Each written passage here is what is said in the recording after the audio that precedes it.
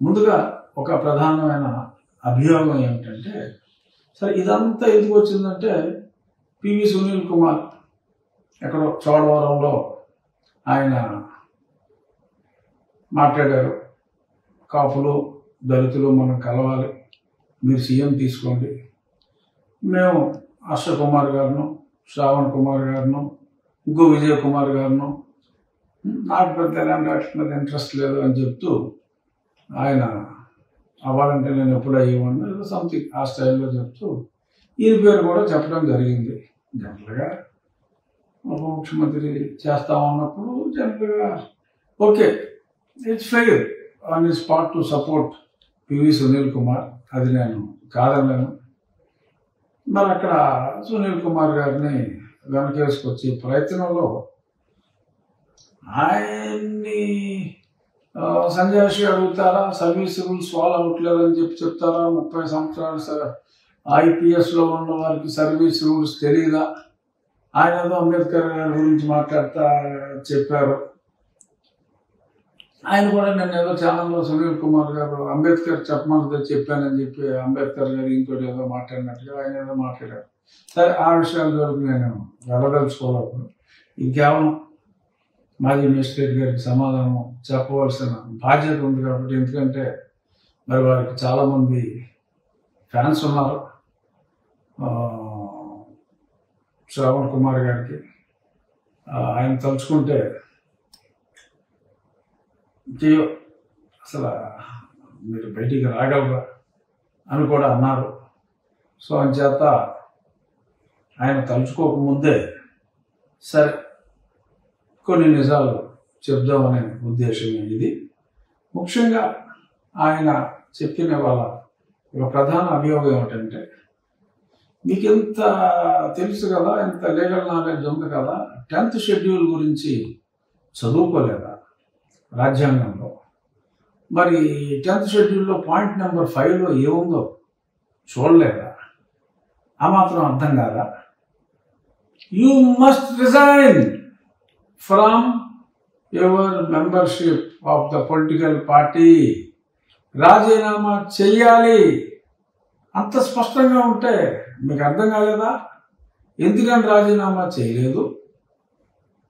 So ఇప్పటికైనా చేయకపోతే నేను ఈరోజు సాయంత్రం 5 గంటలకే ఏదో టైం కూడా చెప్పినట్టు గుర్తు, ఆనరబుల్ గవర్నర్ ఆఫ్ ఆంధ్రప్రదేశ్ గారికి ఒక లేఖ రాస్తారట. అలాగే గౌరవనీయ ముఖ్యమంత్రి చంద్రబాబు నాయుడు గారికి కూడా ఒక లేఖ రాస్తారట.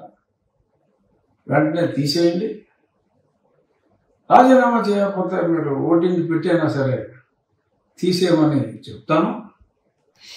ఊరుకునేదే లేదు, తగ్గేదేలే అన్న స్టైల్లో మరి ఆయన నిప్పులు చెరిగారు నా మీద. మరి ఓకే, అందరూ మన జడ్జి అని పిలుచుకుంటాం, బట్ ఈ was a magistrate, fine. Magistrate 10 ఏళ్ళ తర్వాత జడ్జి అవుతారు అనుకోండి, అందులో పెద్ద డిఫరెన్స్ ఉందని కాదు. కానీ బట్ ఆయన ఒక మ్యాజిస్ట్రేట్గా కూడా డెఫినెట్గా నాలెడ్జ్ ఉంటుంది. మరి ఆ 10th షెడ్యూల్ గురించి తెలుసా అని నన్ను అడిగారు. ప్రజలతో నేను పంచుకోవాలనుకునేది ఏంటంటే, చాలామంది విద్యార్థులు ఇప్పుడు ఈ వీడియో చూస్తూ ఉంటారు కాబట్టి మీరు గూగుల్ సెర్చ్ చేయండి, 10th schedule of constitution of India. అది 1985 52వ రాజ్యాంగ సవరణ ప్రకారం రాజీవ్ గాంధీ గారు ప్రధానమంత్రి కింద ఉండగా యాంటీ డిఫెక్షన్ చట్టం అనే దాన్ని ఒకదాన్ని తీసుకొచ్చి దానికోసం పొందుపరిచిన షెడ్యూల్ అది 10th షెడ్యూల్. ఆ 10th షెడ్యూల్లో సరే ఫస్ట్ డెఫినేషన్స్ అయిన తర్వాత second point disqualification on ground of defection. ఇది నేను రాజ్యాంగం ప్రింట్ తీసి అందులో ఉన్నదే చదువుతున్నా శ్రావణ్ కుమార్ గారు. ఒకవేళ మీరు చూస్తూ ఉండుంటే అదే చదువుతున్నా. అదేమిటంటే, subject to the provisions of paragraph 4 and 5, a member of a house belonging to any political party shall be disqualified for being a member of the house if he has voluntarily given up his membership of such political party. అంటే ఎవరైనా ఒక party తరఫున ఎన్నికైన వ్యక్తి ఆ పార్టీకి రాజీనామా చేస్తే అతని సభ్యత్వం పోతుంది అనేది పాయింట్ నెంబర్ 2. మరి పాయింట్ నెంబర్ 5లో ఏం చెప్పాడు అంటే అది ఎగ్జంప్షన్ అని చెప్తూ notwithstanding anything contained in this schedule, a person who has been elected to the office of the Speaker or the Deputy Speaker of the House of the People or the Deputy Chairman of the Council of States, Deputy Chairman of a state shall not be disqualified under this schedule if he, by any reason of his election to such office, voluntarily gives up the membership of the political party to which he belonged immediately before such election and does not, so long as he continues to hold such office thereafter, rejoin the political party or become a member of another political party. ఇదేమిటంటే Shyam Kumar గారు అందులో స్పష్టంగా ఒకవేళ నీవు రాజీనామా చేయాలి అనుకుని రాజీనామా చేస్తే పాయింట్ నెంబర్ 2లో ఉన్న డిఫెక్షన్ నీకు అప్లై కాదు అని చెప్పారు. It is not at all mandatory, it is the discretion given. మీరు చెప్పిన నీలం సంజీవ్ రెడ్డి గారి ఎగ్జాంపుల్, ఆయన 1969లో లోక్సభ స్పీకర్గా ఎన్నికైనప్పుడు అప్పుడు ఆయన రాజీనామా చేయటం జరిగింది. ఇక్కడ ఈ యాంటీ డిఫెక్షన్ వచ్చినప్పుడు ఈ బిల్లు వచ్చిన తర్వాత ఒకవేళ ఎవరైనా ఇలాగ రాజీనామా చేస్తే సంజీవ్ రెడ్డి గారి లాగా మరి ఆయన డిస్క్వాలిఫై అవుతాడు కదా ఈ చట్టం ప్రకారం అన్న ఆలోచనతో స్పీకరు డిప్యూటీ స్పీకరు ఒకవేళ కౌన్సిల్ ఉంటే కనుక ఆ రాష్ట్రంలో చైర్మన్ డిప్యూటీ చైర్మన్లు వారి వారి పార్టీలకి రాజీనామా చేస్తే వారికి డిస్క్వాలిఫికేషన్ రాదు. ఆ టర్మ్ అయిన తర్వాత వారు ఆ ముందు పార్టీలో కానీ వేరే ఇతర పార్టీలో కానీ జాయిన్ అయినప్పటికీ కూడా ఈ డిస్క్వాలిఫికేషన్ అప్లై అవ్వదు అని. సపోజ్ 2 సంవత్సరాల్లో తీసేశారు అనుకోండి, మీరు రాసిన లెటర్లో లేకపోతే ఇంకేదో అల్పాపవచ్చో ఎవరినైనా సరే తీసేశారు అనుకోండి, ఆయన విలువలు కలిగిన వ్యక్తిగా మీరు కోరుకునే విలువలు ఉన్న ఒక వ్యక్తిగా రాజ్యాంగంలో మీరు అనుకున్నట్టు మ్యాండేటరీ కానప్పటికీ కూడా మీలాంటి గొప్ప విలువలు ఉన్నా లేదా పోనీ మీరే ఒకవేళ మీరు అర్థం చేసుకున్నది అది కాబట్టి మీరే ఒకవేళ మొన్న మంగళగిరిలో నెగ్గి మీరే డిప్యూటీ స్పీకర్ అయ్యి ఆ స్పీకర్ డిప్యూటీ స్పీకర్ చిన్న పోస్ట్ స్పీకర్ అయ్యింది మీరు ఒకవేళ రాజీనామా చేసి ఉంటే ఇది మీరు ఆ తర్వాత వేరే ఏ పార్టీలో అయినా చేరొచ్చు. ఒకవేళ అలాగా రాజీనామా మీరు విలువలు కలిగి చేస్తే మరి డిస్క్వాలిఫై అయ్యే రిస్క్ లేకుండా ఈ ప్రొవిజన్ని ఇవ్వడం జరిగింది. దీన్ని ఇన్కార్పొరేట్ చేశారు. So it is discretionary, it is not mandatory.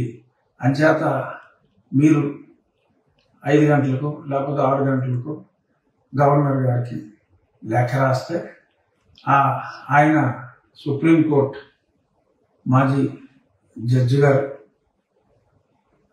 అది తమకి తెలియజేస్తున్న మేజిస్ట్రేట్ గారు, మాజీ మేజిస్ట్రేట్ గారు, ఎందుకంటే స్పష్టంగా ఆయనకి చట్టం తెలుసు కాబట్టి మిమ్మల్ని మీరు బహిర్గతం చేసుకుంటాం ఏమో అంత మంచిది కాదేమో, but you have got every right to what ever letter U want to right. మీరు తప్పకుండా రాసుకోండి, ఇబ్బంది లేదు. ఇందులో ఉన్నదైతే ఇది డిస్క్రిషనే. ఇక ఇంకో పాయింట్ మీరేమన్నారంటే అసలు పార్టీలకి అతీతంగా ఉండాలి. ఎస్, నేను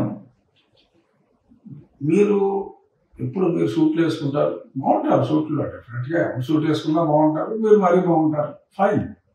బట్ బ్రిటన్ రాజ్యాంగంలో ఎవరైనా స్పీకర్గా ఎలక్ట్ అయితే they have to resign.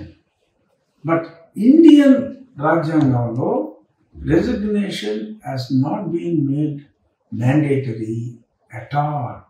Only provision ఇచ్చారని ఇందాక చెప్పుకున్నాం కదా. సో బట్ ఆ సీట్లో ఉన్నప్పుడు, పార్లమెంట్లో కానీ అసెంబ్లీలో కానీ ఉన్నప్పుడు ఖచ్చితంగా మోరల్స్ పాటించాలి. He has to be apolitical, he has to be non political. Yes, ఆ విషయం కరెక్ట్. అలాగే మా స్పీకర్ గారైనా ఉంటారు, నేనైనా ఉంటాను. నా స్పీకర్ గారైనా ఎందుకంటున్నానంటే మీరు ఆయన పేరు కూడా ఉచ్చరించారు మీరు ఇచ్చిన ప్రెస్ రిలీజ్లో, ఆ వీడియోలో ఇచ్చారు. సో కాబట్టి ఆ political party affiliation is not at all wrong in terms of Indian constitutional provision. So అయినప్పటికీ కూడా నేను though there is no bar, మన కడపలో జరిగిన పార్టీ యాన్యువల్ మీటింగ్కి కానీ, ఆ మధ్య 2 సార్లు జరిగిన అమరావతి పార్టీ ఆఫీసులో జరిగిన మీటింగ్ కానీ, ఎస్పెషల్లీ మా అసెంబ్లీ జరిగేటప్పుడు కొన్ని పార్టీ మీటింగ్స్ జరిగితే ఆ పార్టీ మీటింగ్స్, ఎటువంటి పార్టీ మీటింగుల్లో నేను పార్టిసిపేట్ చేయట్లా.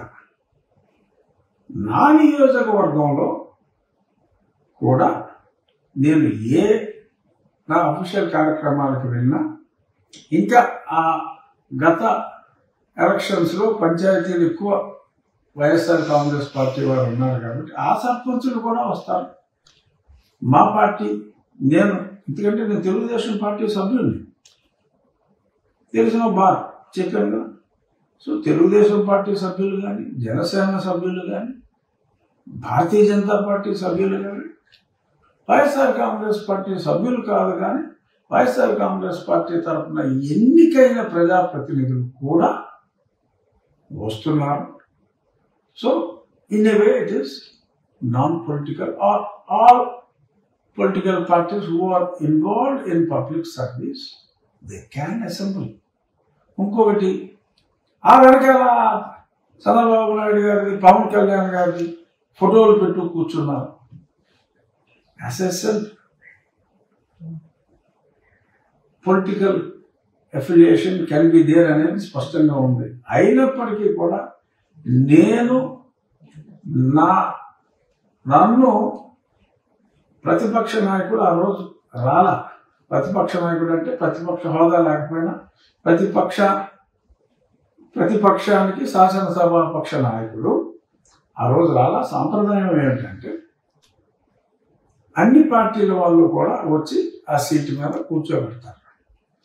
నా నియోజకవర్గంలో నా వెనకాలన్న ఆ ఫోటోలో నేను ఆ సీట్లో నన్ను చంద్రబాబు నాయుడు గారు, ముఖ్యమంత్రి గారు, ఉప ముఖ్యమంత్రి గారు ఎవరైతే నన్ను ఆ పోస్టుకి ఎంపిక చేశారో ఆ ఎంపిక చేసిన 2 వ్యక్తులు, ముఖ్యమంత్రి అండ్ ఉప ముఖ్యమంత్రి, నన్ను చైర్లో తీసుకొచ్చి కూర్చోబెట్టిన ఆ చిత్రపటాన్ని నేను నా ఆఫీసులో పెట్టుకున్నాను. నేను కూర్చుని ఉండగా ఒక పక్క బాబు గారు, ఇంకో పక్క కళ్యాణ్ గారు, నా పక్కన ఉన్న ఆ ఫోటోని నేను పెట్టుకున్నా. అంతే, పెట్టుకున్నా తప్పులేదు. కళ్యాణ్ గారిది, మోడీ గారిది ఇది నేను సెపరేట్గా ఫోటోలు పెట్టుకున్నా కూడా తప్పులేదు రాజ్యాంగం ప్రకారం. కానీ నేను నా కుర్చీలో నాకు వీరు కూర్చోబెట్టిన కుర్చీలో కూర్చున్న ఫోటోయే పెట్టా. అక్కడ డిప్యూటీ స్పీకర్ గౌరవాన్ని నేను తగ్గించాను, డిప్యూటీ స్పీకర్ గౌరవాన్ని పెంచాను, శ్రవణ్ కుమార్ గారు. సో నేను ఎప్పుడూ కూడా ఆ సీటుకున్న గౌరవాన్ని తగ్గించను. ఎలివేటే చేస్తాను తప్ప తగ్గించను. సో మీరు పొలిటికల్గా కొన్ని డిబేట్స్లో టీవీ ఛానల్స్లో మాట్లాడుతున్నారు. Did I ever represent my party in any TV channel? Though there is no bar, again I'm telling, though there is no bar, but still ఒక విలువలు గల వ్యక్తిగా విలువలు పాటించవలసిన, ఈ పదవిలో ఉన్నప్పుడు విలువలు పాటించవలసిన బాధ్యత నా మీద ఉంది. కాబట్టి నేను పార్టీని ఎప్పుడు రిప్రజెంట్ చేయలేదు. ఎప్పుడు మాట్లాడినా కూడా స్పష్టంగా చెప్పా. పివి సునీల్ కుమార్ ఇష్యూలో అతను చేయడానికి తప్పు చేశాడు, నన్ను దారుణంగా హింసించాడు, చంపే ప్రయత్నం చేశాడు, హాస్పిటల్ రికార్డులు తారుమారు చేయాలని చేశాడు. కేవలం అతని ప్రమోషన్ కోసం, ఇంకెందుకోసమో చేయకూడని తప్పులన్నీ అతను చేశాడు. అతని గురించి నేను మాట్లాడతాను, మాట్లాడవలసిన బాధ్యత నా మీద ఉంది. అతని మీద ఇంకా చర్యలు ఎందుకు తీసుకోవట్లేదు, ఎందుకు జాప్యం జరుగుతుంది అనేదే నేను అప్పుడు మాట్లాడాను. అప్పుడు మీరు మాట్లాడారు, అప్పుడు తప్పు అనిపించారు, అప్పుడు తప్పు అనిపించలేదేమో. మిమ్మల్ని ఆయన ఉప ముఖ్యమంత్రి చేసిన తర్వాత మీకు తప్పు అనిపిస్తాను, ఫైన్. బట్ ఆ విషయం మీరు ఒక వీడియో కూడా ప్లే చేసి చూపెట్టారు, ఇదిగో ఇలా మాట్లాడుతున్నారని. అందులో నేను మాట్లాడిన కంటెంట్ ఏంటి? జగన్మోహన్ రెడ్డి గారు సమయం ఎక్కువ అడుగుతున్నారు, ముఖ్యమంత్రికి ఎంత సమయం ఇస్తారో నాకు అంతే సమయం ఇవ్వాలి అంటే, అదే ప్రొవిజన్ ప్రకారం ఆన్ ప్రోరేటా బేసిస్ సభ్యుల సంఖ్య ప్రకారం టైం డిసైడ్ అవుతుంది. సో అది లోక్సభలో కానీ ఎక్కడైనా సరే ఇప్పటి నుంచో ఒక సాంప్రదాయం ఉంది. అంటే ఈయనప్పుడు మరి హౌస్కి రాలేదు కాబట్టి ఒకసారి తెలియాలని లేదు, అందరూ ఎమ్మెల్యే అయితేనే ఇవన్నీ రూల్స్ తెలియాలని ఏమి లేదు. కానీ మీరు రాలేదు కాబట్టి తెలియకపోవడానికి అవకాశం ఉంది. బట్ తెలియనప్పుడు తెలియనట్టు ఉండాలి. నేను మాట్లాడింది ఆ సమయం గురించి మాట్లాడా, మీరు చూపెట్టిన example.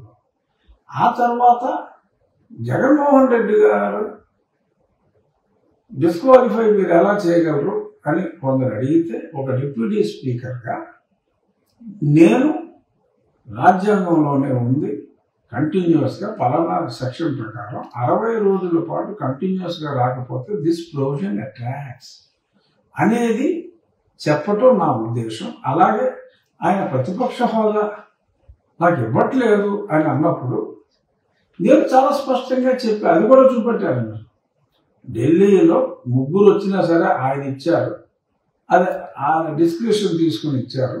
But there is a custom when there is no statute clearly which has defined the provision.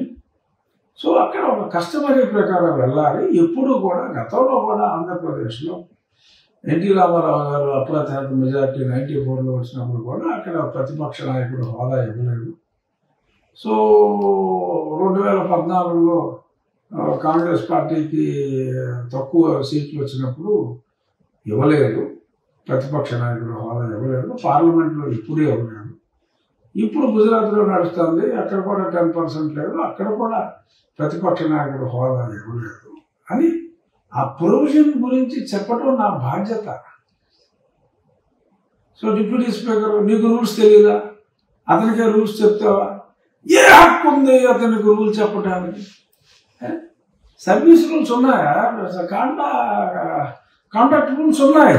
ఆ కాండక్ట్ రూల్స్ ఉన్నాయని చెప్పాను. ఏ హక్కు ఉందని యు ఆర్ క్వశ్చనింగ్ మీ? మీరు ఏదో పార్టీ పెట్టుకున్నారు, మీరే అంటూ ఉంటారు ఏదో చిన్న పార్టీ పెట్టుకున్నారని. సో తలుచుకుంటే ఏమన్నా అసలు తిరగగలరా అన్నారు. మీకున్న బలం తెలుసు. మంగళగిరిలో మీరు పోటీ చేశారు, మంగళగిరిలో మీకు 451 మంది ఉన్నారు మీకు మద్దతుగా. అలా చూసుకుంటే రాష్ట్రం మొత్తం ఒకవేళ మీకు 175 సీట్లలో మీరు పోటీ చేసిన అత్యధిక పాపులేషన్ ఉన్న మంగళగిరిలో వచ్చిన ఓట్లు మీకు అన్ని చోట్ల వచ్చినా కూడా నాకు వచ్చినంత మెజారిటీ కూడా ఆ 400 చొప్పులు లెక్కెట్టుకుంటే మీకు లేదు. సరే, అయినా మీరేదో చేసేయగలనని మీరు అనుకుంటున్నారు, చేయండి, చేసేది ఆపం, పర్వాలేదు, ట్రై చేద్దాం.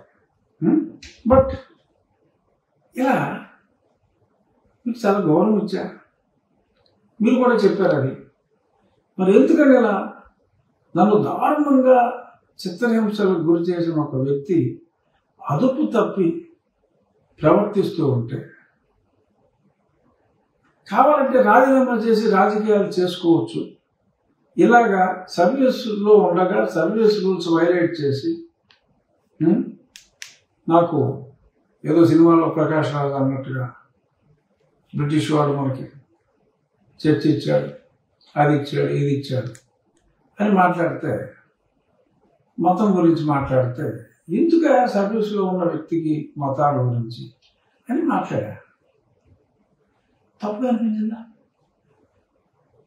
ఏముంది అందులో తప్పు? సో పైగా మళ్ళీ ఇది ప్రశ్న. సరే, ఇంకొక దానికి కూడా మరి సమాధానం చెప్పాలి. జోసెఫ్, కోలా జోసెఫ్, మీరు దాని గురించి కూడా చాలా స్పష్టంగా చెప్పాడు. ఓ పెద్దవాడిని ఇచ్చారు, చర్చికి వెళ్తేనే సర్టిఫికేట్ రద్దు చేస్తావా? అక్కడక్కడ సిమిలర్ టెన్స్ కూడా వాడారు. ఫైన్, అది మీ సంస్కారం. ఆనరబుల్ డిప్యూటీ స్పీకర్ అంటూనే ఏకవచన ప్రయోగం కూడా చేశారు intentionally. Fine. Kola Joseph case మీరు టేకప్ చేశారు, చూశారు ఆ మధ్యలో వచ్చిన నోటీసులో. Kola Joseph habitual SC/ST atrocities complainant. మీ మీద పెట్టారా, మీకు కావాల్సిన వాళ్ళ మీద పెట్టాడా అని అడిగారు. ఎస్, నాకు కావాల్సిన వాళ్ళ మీదే పెట్టాడు Kola Joseph. Kola Joseph school certificate verify చేస్తే క్రిస్టియన్ అని ఉంది, కాలేజ్ సర్టిఫికేట్ వెరిఫై చేస్తే క్రిస్టియన్ అని ఉంది. వాళ్ళ తల్లిదండ్రుల్ని క్రిస్టియన్ శ్మశాన వాడికలో పూడ్చిపెడితే క్రిస్టియన్స్ అయిపోతారా అని అడిగారు. ఏమవుతారు? ముస్లిమ్స్ అవుతారా? హిందూస్ అవుతారా? శ్రవణ్ కుమార్ గారు, క్రిస్టియన్ శ్మశాన వాటికలో పూడ్చిపెట్టి సిలువేసి సమాధి కడితే క్రిస్టియన్ కాడా? హిందూ అవుతాడా? ముసల్మాన్ అవుతాడా? వాడండి.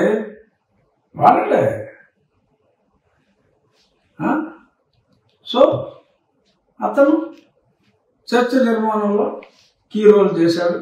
చర్చిలో పెద్ద అక్షరాలతో ఆయన పేరుంది, సర్టిఫికెట్స్ అన్ని క్రిస్టియన్ అనే ఉన్నాయి. మీరు ఏదో సలహా ఇచ్చినట్టున్నారు, బ్యాప్టిజం సర్టిఫికేట్ లేకుండా మేనేజ్ చేసుకోవాలి. కుదరదు, అన్ని ప్రూఫ్లు ఉన్నాయి. ఎస్, ఈ సర్టిఫికేట్ హ్యాడ్ బీన్ క్యాన్సిల్. మీరు మీ ప్రయత్నం మీరు చేసుకుంటున్నారు, కోర్టులో మీ ప్రయత్నం మీరు చేసుకుంటున్నారు, చేసుకోండి. మీరు ప్రూవ్ చేయండి అతను క్రిస్టియన్ కాదు అని ప్రూవ్ చేయండి. క్రిస్టియన్ శ్మశాన వాటికలో పూడ్చిపెట్టినంత మాత్రాన క్రిస్టియన్ అవ్వాలని ఎక్కడ ఉందో? ఏదో జడ్జిమెంట్లు తీశారు కదా 1969 ఏదో జడ్జిమెంట్, లేటెస్ట్ జడ్జిమెంట్లు నా దగ్గర ఉన్నాయి. అవన్నీ చదివి ఇప్పుడు వినిపించే ఓపిక లేదు నాకు. బ్రీఫ్గా సమాధానం చెప్తున్నాను. Yes, it's very clear. రాజ్యాంగంలో అంబేద్కర్ గారు, మీరు మాట్లాడుతున్నప్పుడు వెనకాల ఫోటో ఉంది కదా, నేను ఫోటో వెనకాల పెట్టుకోకపోయినా అంబేద్కర్ గారు అంటే మీకన్నా ఎక్కువ గౌరవం మాకుంది. అంబేద్కర్ అందరూ వాడు. అంబేద్కర్ సూట్ వేసుకున్నంత మాత్రమే అందరూ అంబేద్కర్లు అయిపోరు. అంబేద్కర్ గారి భావాలను గౌరవిస్తాం మనం, మీరు డ్రెస్సులు కూడా గౌరవిస్తారు. Fine, good. ఇప్పుడు చాలా స్పష్టంగా మతం మారితే రిజర్వేషన్స్ వర్తించవు, బ్యాప్టైజ్ అయితేనే అని రాజ్యాంగంలో రాశారా? మతం మారితే అనే ఉంది. ఓకే, మీ పారామీటర్స్ మీకు ఉండొచ్చు. సో ఒరిజినల్ సర్టిఫికేట్ క్రిస్టియన్ అని ఉంది. వారి తల్లిదండ్రులని కూడా ఆ మతం ప్రకారం కూర్చోబెడుతూ, వారు చర్చిలు కూడా కడుతూ, వారు డైలీ ప్రతి వారం చర్చి ప్రార్థనలో పాల్గొంటూ SC/ST అట్రాసిటీ కేసులు పెట్టేసుకుంటారా? అలాగే చర్చిలకు వెళ్ళి వాళ్ళు SC/ST కేసులు పెడతానికి వీలు లేదని చెప్పి ఇచ్చారు కదా జడ్జిమెంట్. మొన్న జస్టిస్ అరుణాథ్ గారు కూడా ఇచ్చారు, సుప్రీంకోర్టు ఇచ్చిన తీర్పును రీట్రేట్ చేస్తూ ఇచ్చారు. మీరేమో ఊరికే ఫేక్ కేసులు పెట్టుకుంటే వెళ్ళిపోతారా? చూస్తే ఊరుకోవాలా? పైగా నన్ను అంటారా? గిల్లితే గిల్లించుకోవాలా, కొడితే కొట్టించుకోవాలా, నన్ను అంటారా? మీరు గిల్లితే మేము గిల్లించుకోవాలా? అర్హత లేని వ్యక్తులు కూడా ఎస్సీ ఎస్టీ అట్రాసిటీ కేసు పెడితే కొట్టించుకోవాలా? అది మినిస్టర్ గారు. సో మేము మాట్లాడగలం, మేము గట్టిగానే మాట్లాడగలం, కానీ ఎలా తిరగలేము. మేము కళ్ళు తెరిస్తే ఏమవుతుంది? ఇలాంటి మాటలు మీ స్థాయికి ఇంత స్థాయి ఉందని కాదు నేను చెప్పేది. Yes, magistrate, it was a respectable post. Though it is lower court, yes, magistrate is magistrate. 10 ఏళ్ళు మెజిస్ట్రేట్ చేస్తే ఇంకా సబ్జెక్ట్ చదువుతారు, తర్వాత జిల్లా జడ్జి చదువుతారు. సరే, మీరు ముందే రాజీనామా చేశారు, whatever may be the reason, we respect. But ఒక డిప్యూటీ స్పీకర్ స్థాయిలో ఉన్న వ్యక్తిని ఏకవచనంతో మాట్లాడుతూ, వార్నింగ్లు ఇస్తూ, తిరగలవా అంటూ ఇలా మాట్లాడటం సభ్య సమాజం హర్షించదు. మీకేదో చాలా రాజ్యాంగ గౌరవధరులు, ఎప్పుడు ట్రై చేసుకుంటారు కాబట్టి చాలా తెలుసు అని చెప్పి నేను అనుకున్నా. కనీసం ఆ 10th షెడ్యూల్లో ఉన్న మీరు చెప్పిన .5 కూడా అర్థం చేసుకోకుండా అది స్టాచ్యూట్ అని ఎలా అనుకుంటారు? దట్ ఈస్ డిస్క్రిప్షన్ అని అంత క్లియర్గా ఉన్నప్పుడు. సో ఇలాంటి వితండవాదంలో వద్దు. మనం కలిసినప్పుడు చక్కగా ఇదివరకు ఎలాగో మీరు ఢిల్లీ వచ్చినప్పుడు కూడా మా ఇంట్లో మనం కలిసి భోజనం చేసాం.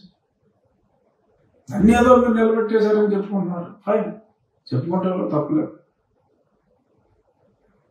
4 మంచి మాటలు చెప్పుకుంటూ అప్పుడు మీరు నేను ఒకే పార్టీ మీద మాట్లాడేవాళ్ళం కాబట్టి ఎస్, న్యాచురల్గా మీలా ఎఫినిటీ. ఇప్పుడు మిమ్మల్ని ఉప ముఖ్యమంత్రిగా ప్రపోజ్ చేసిన వ్యక్తి, గతంలో నన్ను దారుణంగా కొట్టిన వ్యక్తి, నన్ను చంపాలని ప్రయత్నిస్తున్న వ్యక్తి, అతను సర్వీస్ రూల్స్ వైలేట్ చేశాడని చెప్పి నేను అతని గురించి రాస్తే, ఇంకోటి డిప్యూటీ స్పీకర్గా ఎలాగా కంప్లైంట్ ఇస్తారని? డిప్యూటీ స్పీకర్ కంప్లైంట్ ఇవ్వకూడదని అన్న రూల్ ఉందా? రాజ్యాంగంలో ఎక్కడైనా రాసుందా? ఆల్ ఇండియా సర్వీస్ ఆఫీసర్ ఏం చేయకూడదో రాసుంది అక్కడ. డిప్యూటీ స్పీకర్ అయితే నేను ఎవరి మీద ఒక తప్పు చేసిన వ్యక్తి గురించి కంప్లైంట్ ఇచ్చే హక్కు కూడా నాకు ఉండదా? ఎనీ ఓపెన్ చేయకూడని సబ్జెక్ట్ ఓపెన్ చేశారు, కబడ్దారు అన్నారు. ఎస్, నేను స్ట్రిక్ట్గానే ఉంటా. ఎవరైనా జోసెఫ్ లాంటి వ్యక్తులు హ్యాబిచ్యువేటెడ్ కంప్లైంట్ ఇచ్చేవాళ్ళు, ఒక పక్క క్రిస్టియానిటీని తూచా తప్పకుండా ఫాలో అవుతూ వారి తల్లిదండ్రుల సమాధుల్ని, ఇంకా వారి కిత్ అండ్ కిన్ ఒకవేళ చనిపోతే శ్మశానంలోనే, క్రిస్టియన్ శ్మశాన వాటికలోనే శిలువలేసి కప్పెట్టి కట్టడాలు కట్టి రెగ్యులర్గా చర్చికి వెళ్తూ చర్చిలు నిర్మిస్తూ ఎస్సీ ఎస్టీ కేసులు పెడితే ఖచ్చితంగా సర్టిఫికెట్లు క్యాన్సిల్ చేయమనే చెప్తారు. No politician would do that, but I will do that. ఏ రాజకీయ నాయకుడు ధైర్యం చేయడు. బట్ నేను రాజ్యాంగం మీద ప్రమాణం చేశా. మార్చుకోండి చట్టాలు, మార్చండి. మతం మారినప్పటికీ కూడా కులం అదే ఉంటుంది అని మార్చండి. అంబేద్కర్ గారు ఆయన రాజ్యాంగ నిర్మాతగా ఉన్నప్పుడు, ఆ 12 మెంబర్ కమిటీకి ఆయన చైర్మన్ కింద ఉన్నప్పుడు, మరి అప్పుడు ఆయన నాయకత్వంలో వచ్చిన రాజ్యాంగంలో ఉంది మతం మార్పు ఇదని. మార్చండి రాజ్యాంగం. రాజ్యాంగం మీద ప్రమాణం చేసిన వ్యక్తిగా నేను రాజ్యాంగాన్ని కట్టుబడి ఉంటాను, రాజకీయాలకు అతీతంగా. Though no politician would ever try to, నేను మాట్లాడినంత ధైర్యంగా భారతదేశంలో ఇప్పుడు దాకా యాక్టివ్ పాలిటిక్స్లో ఉన్నవాడు ఎవడో మాట్లాడారు. అంటే నేను ధైర్యంగా మాట్లాడాను. ఎందుకు? రాజ్యాంగాన్ని గౌరవించవలసిన బాధ్యత నా మీద ఉంది కాబట్టి మాట్లాడాను. సో ఇది నేను చెప్పాల్సింది చెప్పా. మళ్ళీ మీరు ఈహా ఛానల్లో ఏం మాట్లాడతారో మాట్లాడండి, బట్ ప్రజలకి చెప్పాలి కాబట్టి నేను చెప్పాల్సింది చెప్పేసా. నేను మళ్ళీ మీరు నరసింహరావు కూడా నాకు స్నేహితుడు, నరసింహరావు ఛానల్లో మీరు మాట్లాడుకోవచ్చు, ఏదో మాట్లాడుకోవచ్చు. జనాలకి మీకు తెలిసిన షెడ్యూల్ 10 గురించి మీకేమీ తెలియదని, మీరు చెప్పినట్టు నేను రాజీనామా చేయవలసిన అంశం లేదని, అలాగే సర్వీస్ రూల్స్ వాళ్ళు ఫాలో అవ్వాలి, 30 సంవత్సరాల సర్వీస్ ఉన్నంత మాత్రాన వాళ్ళకి తెలియదా అని వారి మీద కంప్లైంట్ ఇవ్వడానికి నువ్వెవడంటే నాకు చాలా హక్కు ఉందని, నేను a political as long as I am on that seat in the assembly, నానా నియోజకవర్గాల్లో చేయడానికి ఎటువంటి అభ్యంతరం రాజ్యాంగం ప్రకారం లేదు. బట్ అయినా నేను మారల్స్కి కట్టుబడి ఉన్నానని స్పష్టంగా తెలియజేయటమే నా ఈ సమావేశం ఉద్దేశ్యం. థ్యాంక్ యూ శ్రావణ్ కుమార్ గారు. I hope I had clarified. ఏదైనా ఉంటే మనం ఫోన్లో మాట్లాడుకుందాం, ఫోన్ చేయండి. ఇలా టీవీ ఎక్కేసే ముందు ఎందుకు మనం మీరు బహిర్గతం చేసుకోవటం ఏమీ తెలియదని నాతో మాట్లాడండి. ఏమైనా తప్పుందా? ఇలా మాట్లాడాలనుకుంటున్నానని చెప్పండి, నాకు తెలిస్తే నేను చెప్తాను. లేదు మీరే రైట్ స్ట్రాంగ్గా మాట్లాడండి సార్ అని చెప్తా. ఎందుకు ఓకే ఇలాగా. Okay, thank you.